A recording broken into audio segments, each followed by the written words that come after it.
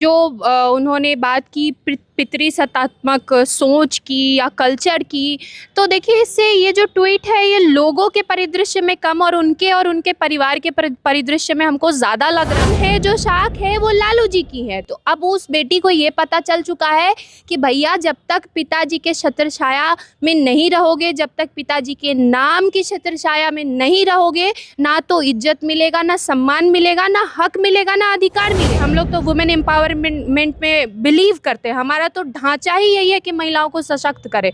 हम तो उनको कहना चाहेंगे कि बिल्कुल आइए और अपना हिस्सा लेके वुमेन एम्पावरमेंट होगा ना। तो ये चीज़ समझनी चाहिए रोहिणी जी को कि ये जो 10,000 है या साइकिल वाली योजना थी या लैपटॉप दिए गए या यूनिफॉर्म दिए गए, ये सारी योजनाओं ने ज़मीन पर उतरकर बिल्कुल वही काम और वही रिजल्ट दिया है जो इसकी मंशा थी। बिहार में विधानसभा चुनाव के बाद लालू प्रसाद यादव की बेटी रोहिणी आचार्य लगातार सुर्खियों में है। जिस तरीके से पार्टी और परिवार से उनको निकाला गया, जिस तरीके से उन्होंने मीडिया में आकर के बयानबाजी की, उसके बाद अब एक उनके ट्वीट ने फिर से जो है मीडिया में जो है चर्चा का विषय बन गया है। उनका ट्वीट एक बार फिर से रोहिणी आचार्य जी लिखती हैं कि लड़कियों को 10,000 रुपये देना या साइकिलें बांटना भले ही नेक इरादे से किया गया हो, लेकिन ये भारत में महिलाओं के सशक्तिकरण में बाधा डालने वाले व्यवस्थागत मुद्दों को हल करने के मद्देनज़र अपर्याप्त है। सरकार और समाज का यह प्रथम दायित्व होना चाहिए कि वह बेटियों के समान अधिकारों की रक्षा के लिए ठोस कदम उठाए, खासकर सामाजिक और पारिवारिक उदासीनता के मद्देनज़र। उसके बाद उन्होंने लिखा है कि बिहार में गहरी जड़ें जमा चुकी पितृसत्तात्मक मानसिकता सामाजिक और राजनीतिक दोनों क्षेत्रों में व्यापक परिवर्तन की आवश्यकता पैदा करती है। प्रत्येक बेटी को इस आश्वासन के साथ बड़े होने का अधिकार है कि उसका मायका एक सुरक्षित स्थान है, जहां वह बिना किसी डर, अपराधबोध, शर्म या किसी और को स्पष्टीकरण दिए बिना लौट सकती है। इस उपाय को लागू करना केवल एक प्रशासनिक दायित्व तो नहीं है, बल्कि अनगिनत महिलाओं को भविष्य में होने वाले शोषण और उत्पीड़न से बचाने की दिशा में एक महत्वपूर्ण कदम होगा। अब इस पोस्ट के माध्यम से रोहिणी आचार्य जी कहना क्या चाहती हैं, इसको समझने के लिए हम बीजेपी कार्यालय पहुंचे हैं और यहाँ हमको मिल गई हैं beauty in black Surbhi Thakur ji. आप लोगों की पुरानी परिचय है इनसे, काफ़ी लंबे समय से आप इनको देख रहे हैं। हम समझने का प्रयास करते हैं। रोहिणी जी का ट्वीट आपने देखा, क्या कहना चाहती हैं? देखिए इस पर सबसे पहले तो ये जो मंशा दर्शा रहे, इनके वाक्यों से जो समझ में आ रहा है, इनके शब्दों से जो समझ में आ रहा है, वो जाहिर सी बात है कि लिखते वक्त उनके हृदय में भारी आघात और भारी दुख रहा होगा, जैसा हम देख पा रहे हैं एक महिला के नाते। और जो उन्होंने बात की पितृसत्तात्मक सोच की या कल्चर की, तो देखिए इससे ये जो ट्वीट है ये लोगों के परिदृश्य में कम और उनके परिवार के परिदृश्य में हमको ज़्यादा लग रहा है कि जो कुछ बीते दिन हुआ है या जो कुछ लालू परिवार में आए दिन होता रहता है, हमको लगता है ये उस पर बेस्ड उनकी एक सोच है और उनके हृदय की जो पीड़ा है वो है ये। इससे ज़्यादा तो हमको कुछ नहीं लग रहा। ना तो इसमें जैसे उन्होंने समस्त महिला के सशक्तिकरण को शामिल कर दिया, और हमको नहीं लगता है फिलहाल इस ट्वीट से तो इतना ही लगता है कि वो अपनी और व्यक्तिगत अपनी दुख को व्यक्त कर रही हैं। क्या लगता है आपको कि रोहिणी आचार्य जी वापस जो है लालू परिवार में लौटना चाहती हैं, जिस तरीके से उन्होंने आरोप लगाया था कि हमको भगा दिया गया है घर से? देखिए आरोप लगाया था, वहाँ पर क्या हुआ था, ये मामला तो उन लोगों के आपस का है, लेकिन जैसा आप सब ने देखा और मैंने भी देखा, तो मुझे भी उस वक्त बुरा लगा, उस वक्त नहीं आज भी बुरा लगा कि जो बेटी जिसने अपने पिता को किडनी दी है, जो बेटी अपने पिता के नाम पर ही खड़ी हो पाई है, ज़िंदगी में उसने जो कुछ भी किया, लोकसभा में मैंने चैलेंज दिया था कि अपने दम पर कुछ करके आइए फिर मैं आपके बारे में बोलूँगी, तो आज वो बेटी अपने दम पर जीत कर आ गई है। लेकिन ऐसा कहने के लिए कहा जा रहा है, देखा जाए तो जो नाम है, जो शाख है वो लालू जी की है। तो अब उस बेटी को ये पता चल चुका है कि भैया जब तक पिताजी के छत्रछाया में नहीं रहोगे, जब तक पिताजी के नाम की छत्रछाया में नहीं रहोगे, ना तो इज्जत मिलेगा, ना सम्मान मिलेगा, ना हक मिलेगा, ना अधिकार मिलेगा। और ये अधिकार मारने वाले कोई और नहीं है, उनके खुद के स्वयं के भ्राता, ठीक है, अपने भाई तेजस्वी यादव हैं। तो इस पर हम बहुत ज़्यादा कुछ नहीं कहेंगे। अगर वो चाहती हैं कि उनको अधिकार मिले तो हम लोग तो बीजेपी वाले, हम लोग तो वुमेन एम्पावरमेंट में बिलीव करते हैं। हमारा तो ढांचा ही यही है कि महिलाओं को सशक्त करे।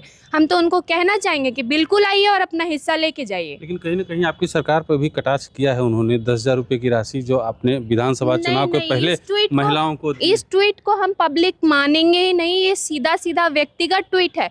अब देखिए वो सीधा सीधा काउंटर नहीं कर पा रही हैं अपने पारिवारिक उसको, अपने भाई को, अपने पिता को, तो वो कहीं ना कहीं समाज के उस पे आके, समाज के कंधे पे आके बंदूक चलाना चाह रही हैं। आखिर आप महिला हैं, आपको महिला सशक्तिकरण की समझ है तो सुरभि ठाकुर को भी है, और सुरभि ठाकुर जैसी जो लाखों महिलाएं हैं उनको भी अपने सशक्तिकरण की समझ है। अगर वही साइकिल, वही पैसा उनको नहीं मिला रहता, आज आप गांव में जाइए भैया, एक एक औरत को नीतीश कुमार जी ने और एनडीए की सरकार ने घर से निकाल कर कामकाजी बना दिया। एक एक औरत, आज इतनी हिम्मत कहाँ से आ गई बिहार की औरतों में कि आज वो एमएसएमई की आप बात कर लीजिए या छोटे से छोटे व्यवसाय की बात कर लीजिए, अगर उनको कहीं से कोई रिसोर्स नहीं मिलता है तो वो आपस में मिलजुल कर 2-4 लोग अपना काम शुरू कर लेती हैं। तो ये मोटिवेशन ज़रूरी होता है। अगर आप वुमेन एम्पावरमेंट की बात करते हैं तो आप कोई ऊपर से वो जो सुपर वुमेन होता है वो तो उतारेंगे नहीं आसमान से। जो हमारी धरती पे महिलाएं हैं उन्हीं को सशक्त करके वुमेन एम्पावरमेंट होगा ना। तो ये चीज़ समझनी चाहिए रोहिणी जी को कि ये जो 10,000 है या साइकिल वाली योजना थी या लैपटॉप दिए गए या यूनिफॉर्म दिए गए, ये सारी योजनाओं ने ज़मीन पर उतरकर बिल्कुल वही काम और वही रिजल्ट दिया है जो इसकी मंशा थी। बिल्कुल सही तरीके से ज़मीन पर भी उतरा है और महिलाओं को सशक्त होने में मदद भी मिली है। एक तरफ आपकी सरकार महिलाओं को सशक्तिकरण के लिए 10,000 रुपये की राशि दे रही है, और उसी सरकार में जो है 11 साल 12 साल की बच्चियों के साथ रेप हो रहा है। रोहतास में निर्भया कांड जैसी हकीकत कल पिछले 2 दिन पहले आई है। बहुत बहुत निंदनीय है। देखिए जहाँ पे इस पे क्राइम के पर्सपेक्टिव में हम लोग पहले भी डिस्कशन कर चुके हैं कि जैसे कार्यालय में ही आप देख रहे हैं अभी 50 लोग खड़े हैं। अब किसकी क्या मानसिकता है, कौन अपने दिमाग में क्या लेकर घूम रहा है, इसको हम नियंत्रित नहीं कर सकते भैया, ना कानून नियंत्रित कर सकता है। लेकिन कानून सज़ा ज़रूर देती है और सज़ा ज़रूर होगी, देखिएगा। लेकिन बात है कि सवाल तो उठेगा ना, क्योंकि अपराधियों के दिल में डर नहीं है। ऐसी कोई बात नहीं है भैया कि अपराधियों के दिल में डर नहीं है। अगर ऐसा होता ना तो फिर हम बहुत कुछ याद करा देंगे आपको कि कैसा माहौल होता है प्रदेश का जब अपराधी बेखौफ घूमते हैं और उनके दिल में डर नहीं होता है। यही सुरभि ठाकुर डरी हुई थी कि कहीं तेजस्वी यादव सरकार बना लिए तो सबसे पहले सुरभि ठाकुर को न खोजें, ठीक है, वो डर होता है। और आज जो हम बेबाक बोल रहे हैं, सरेआम खुलेआम हम रोड पर अकेले घूमते हैं, अपनी गाड़ी में अकेले घूमते हैं भैया, सेल्फ ड्राइव करते हैं, यहाँ से मुजफ्फरपुर, मुजफ्फरपुर से सीतामढ़ी, कहीं भी खुद जाते हैं, अपनी सरकार की दम पे जाते हैं। जो हिम्मत मेरी सरकार ने, एनडीए सरकार ने मुझे दी है उसके दम पर जाते हैं, किसी और के दम पर थोड़ी जाते हैं, या ये सोचकर थोड़ी जाते हैं कि कोई आएगा भैया दीदी या कोई पिताजी हमको बचा लेंगे। नहीं, हमको विश्वास है। देखिए कंप्लीट जो होता है बदलाव एकदम से नहीं आता है, धीरे धीरे आता है। और ये जो घटना है, इतनी घिनौनी घटना है, इतना मतलब दर्द होता है ये सब सुन के, तो इस पे सज़ा ज़रूर होगी, इस पे कार्रवाई ज़रूर होगी। भविष्य में रोकथाम के लिए भी काम हो रहा है। लेकिन अब कोई ये चाहे कि एकदम से आप इसको कंट्रोल कर लीजिए जस्ट बिकॉज आप सरकार में, तो हमको ये बेबुनियादी बात लगता है भैया। हो सकता है रोहिणी आचार्य के भाई सत्ता में आते तो ये सब चीज़ें कंट्रोल हो जाती। नहीं होती ना, नहीं होती। उनके पिताजी सत्ता में रह चुके हैं, उनकी माताजी भी मुख्यमंत्री रह चुकी हैं, दोनों बहनें कहीं ना कहीं कुर्सी पाकर बैठी हैं, दोनों भाई भी मंत्री, एक तो उप मुख्यमंत्री रह चुके हैं। क्या कर दिया था उन्होंने?